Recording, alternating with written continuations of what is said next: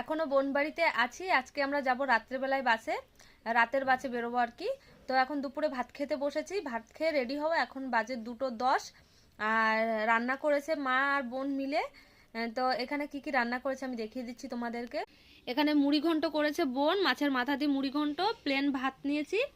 আর এখানে হচ্ছে মাছের তেল, অনেকে খায় অনেকে খায় না, তো আমাদের খুব ভালো লাগে। আর এখানে আছে কাতলা মাছের রসা।